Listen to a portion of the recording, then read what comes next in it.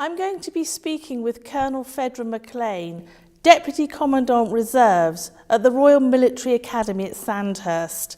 And it's a real privilege to be at Sandhurst today in the Marchant Room, where we'll be speaking about the Colonel's career in the Intelligence Corps and sharing some of those secrets for the National Centre for Military Intelligence. Ma'am, thank you for joining me today. Absolute pleasure. And the gentleman behind you, General Marchant, tell me a bit about him. He's the fore-founder of what we have here today at the Royal Military Academy at Sandhurst, or MAS as most people know it. So born in 1766, in the days where you bought a commission with money, he could only afford a commission in the militia. But he recognised that our soldiers were poorly trained, poorly led, poorly equipped, and decided to do something about it. And that's where we established training for our juniors and our officer cadets in a way that started here. And we moved into Sandhurst in, I think it was 1811. So that is it. So he is our founding father of this, as you said, a wonderful establishment. I get such a sense of the impressiveness of this place. It's awesome, and at the beginning, as I said, so very historic. So in terms of your own career, what led you to go into the Intelligence Corps? Well, it's quite a convoluted and long story that takes you all the way back to my school days. So I, at a really young age, wanted to join the police force. So that's what I did throughout. So I joined straight from school. On my first police station where I worked, I found out about the Territorial Army. And in those days, we were severely restricted by our police force as to who you could join. So I joined the Royal Military Police. And from there, in the sort of 1990s, I think it was, options for change brought about, large change for the regular and the Territorial Army as it was then. But those restrictions and the reduction of that meant that I had a choice to choose a new cap badge. I didn't think the Intelligence Corps would be for me.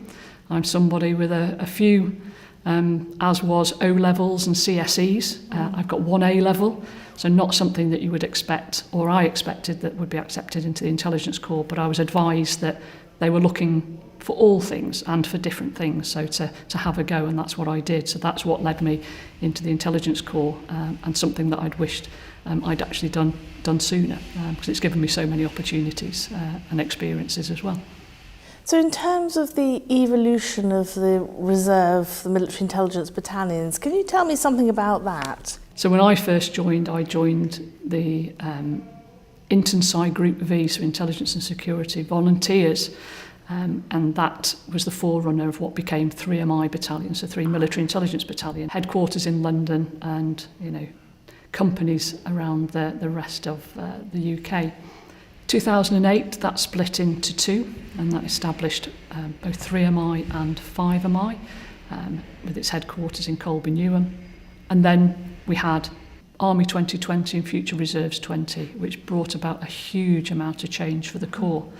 There was a tremendous amount of work done by, a really dedicated and committed team at 1MI Brigade headquarters. Reservists absolutely embedded in that team, advising. We did what the Intelligence Corps do best and did our intelligence preparation of the recruiting environment, which gives us the footprint that we have today. And the reserve cohort, and I think based on what we had delivered during operations both in Iraq and Afghanistan, absolutely it doubled in size. So that was really significant from a reserves, and we were rebranded into the Army Reserves as well. So in terms of other things that they deliver, are you able to expand a little bit on? Because most people have probably not heard of the Intelligence Corps, let alone the reserves. Well, the Intelligence Corps Reserves, as we call them, abbreviated to MI Reserves, deliver pretty much everything that the regular cohort do as well. So our reserve battalions, which are 3, 5, 6 and 7, and our special group military intelligence, which are, as you can see, they're specialists bringing a lot of the outside in, are paired with our regular battalions of 1, 2 and 4, and also with our defence organisations as well. So in that means that we deliver the same. So, the human intelligence, material personal exploitation, our imagery analysts, all of those you can do within the reserve as well. It may be based on which battalion you are joining, which is on geography, but that isn't completely restrictive. We have the ability to move about like the regulars do as well. So anything that you can think of, then we can do it as well. So in terms of your own career, is there a project or a moment or a particular role that you've undertaken which for you is quite special? I think it was, a lot of it is special. As I said at the beginning, I've had so many opportunities and experience that you would never get anywhere else. But I think the key one has to be the opportunity to command a battalion. And I got that chance with 6MI Battalion in Manchester. It came fortuitously at the point where I was retiring from the police force after my 30 years career. I did wonder why everybody kept asking me, when are you retiring? When is it you're retiring again? But obviously I was graded suitable and got that opportunity. And I think the reason it was so special was, one, it was an opportunity that we never ever imagined back when we were Intensai Group V, that the reserve would actually be a commanding officer of one of those battalions. And also it was a battalion that at its very, very heart, that nucleus of what it was going to grow from, was the company and the detachments where I first transferred. So I transferred into a section in Preston, and we moved that into Chorley, and Chorley detachment became the nucleus of our company in Manchester. And I was the officer commanding of 29 Company in Birmingham, that then moved to Stourbridge. And again, that is a company that still belongs to 6MI Battalion. So that, to have that at the heart of it, a huge amount of responsibility and pressure to get it right for them, but to be able to grow that battalion and to see how it flourished and developed, delivering absolutely the operational capability that was expected of us while still growing, is something that I really, really look back on throughout my time as being a key highlight. And having made such a mark on the Intelligence Corps, of course, which didn't accept women formally until 1992, isn't that correct? It is correct, yes. Yeah. Going back to how I got to the Intelligence Corps, when I wanted to join the police, and I was told you came through the WRAC, so the Women's Royal Army Corps. Instead, you were attached. So that's what I was within the Royal Military Police. I was actually WRAC attached until that time when we were able to wear the cap badge of the corps that we were serving.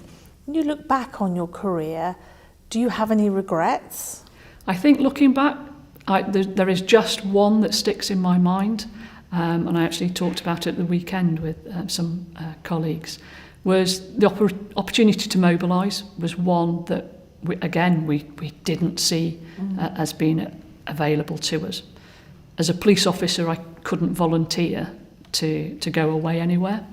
And the first mobilisations in 2002, compulsory formal mobilisations, were for Op Veritas, to take intelligence analysts into Defence Intelligence Staff, now DI, in the old War Office building. So I kicked and screamed and waved and shouted to get mobilised on that, not thinking that I would get the opportunity again.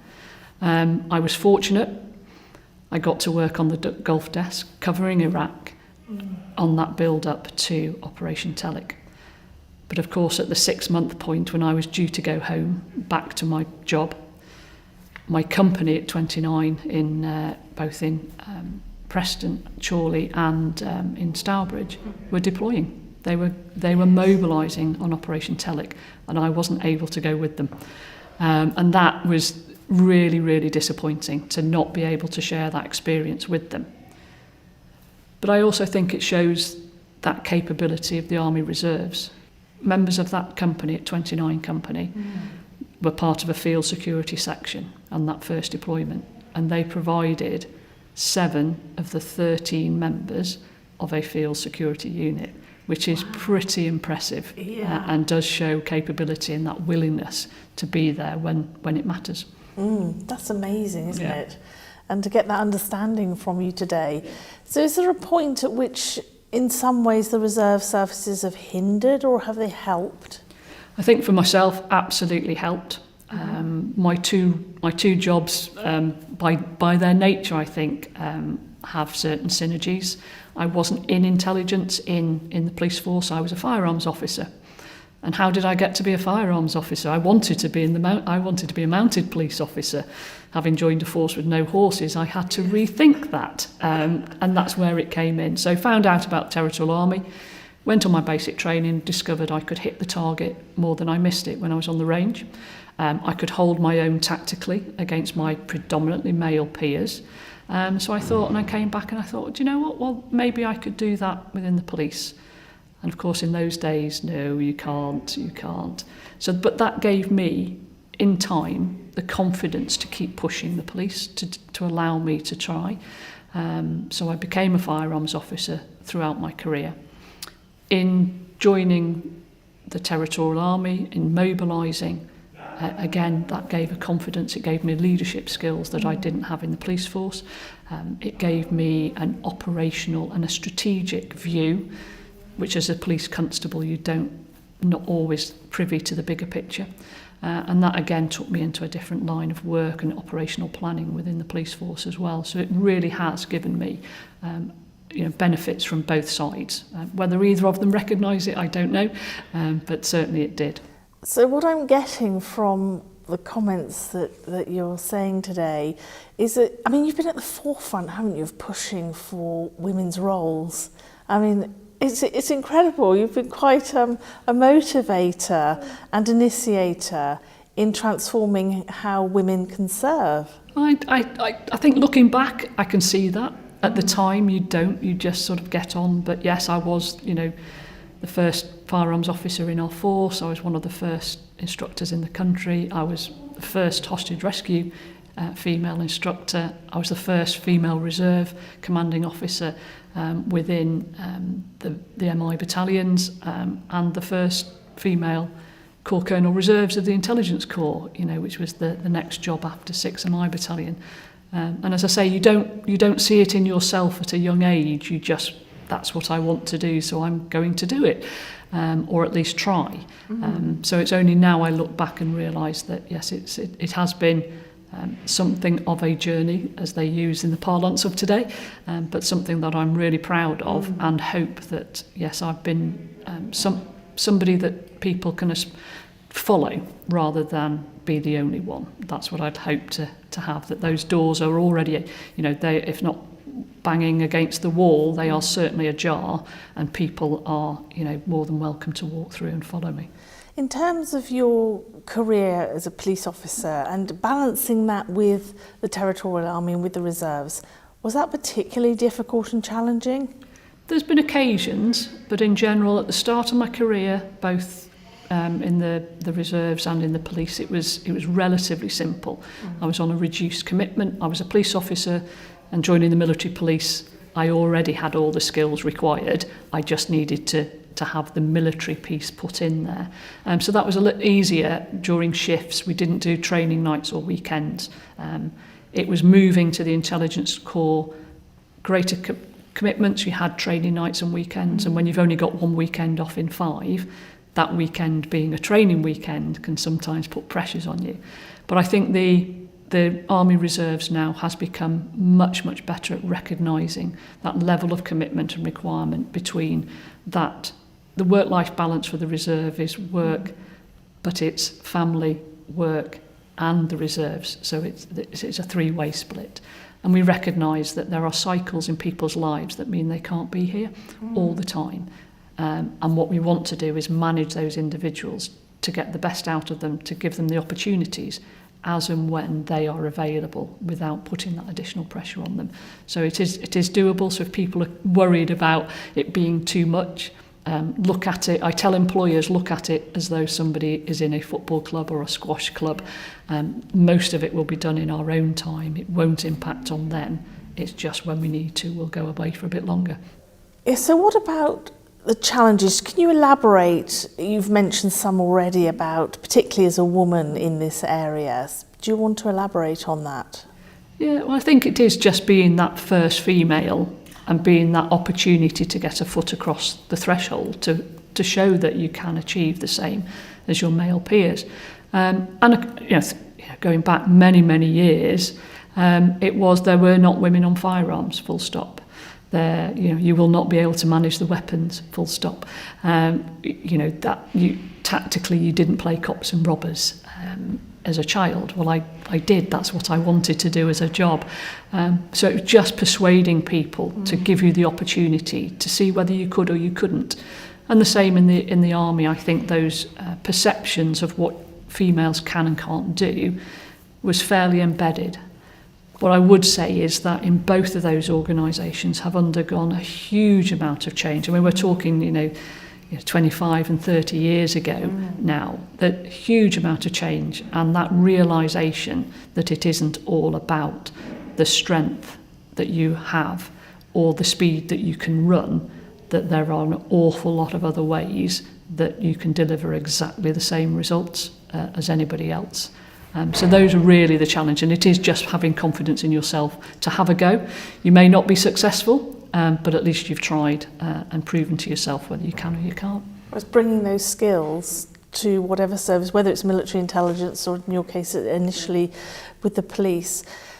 You did actually mobilise, so didn't you, eventually? You mentioned earlier about you couldn't mobilise in the Iraq War, but you did mobilise later, if I understand correctly. Yeah.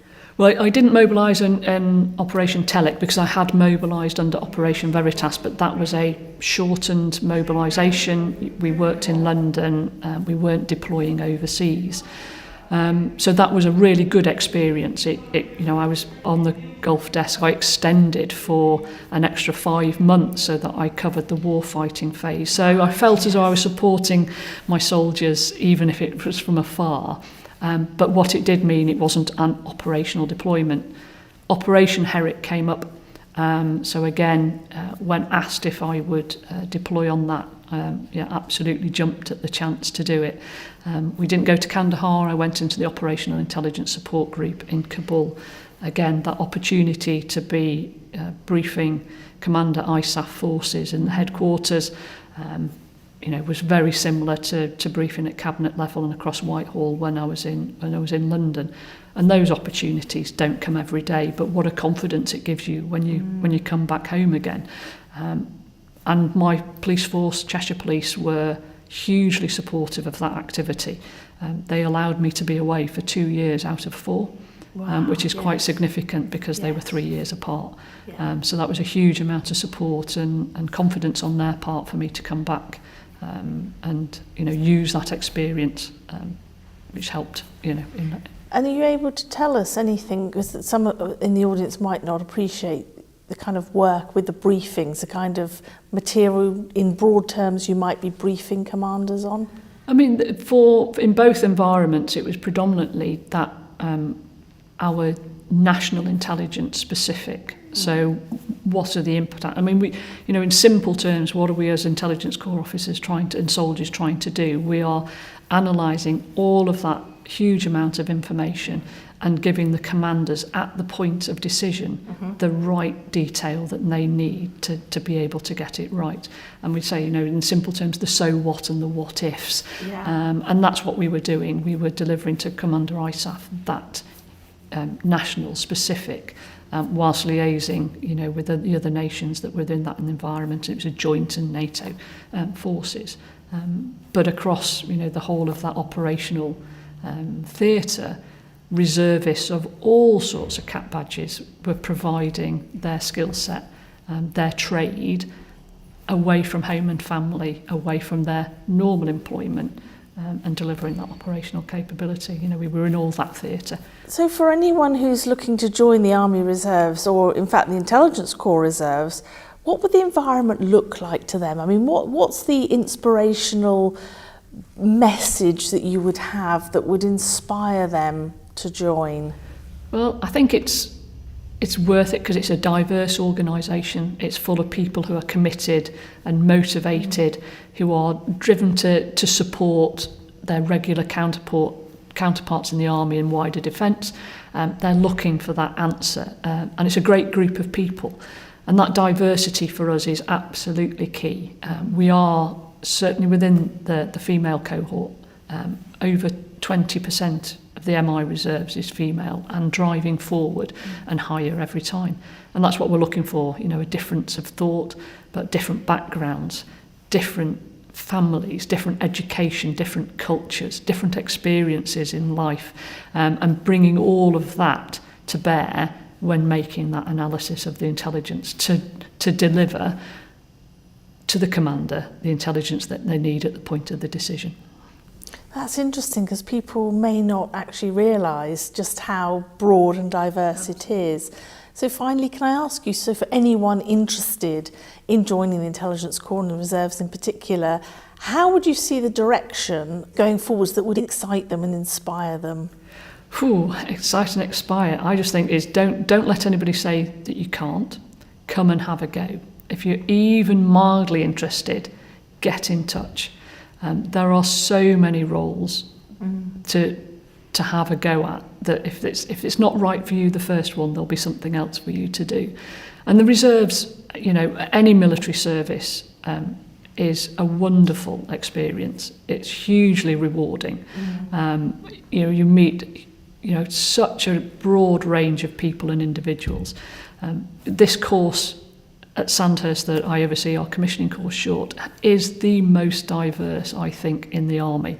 From 18 to 56, from padres to cyber specialists. You know, you name it, we have it. And that's what we're looking for within the Corps, to have that broad spectrum and a group of people who are all motivated to get to the same endpoint and deliver the same output. Colonel McLean, thank you so much for sharing this with me today. Military intelligence, your particular career with the Intelligence Corps Reserve for the National Centre for Military Intelligence. Thank you so much. It's been an absolute pleasure. Thank you. This has been a production for the National Centre for Military Intelligence. To find out more and to support the NCMI, please visit ncmi.co.uk.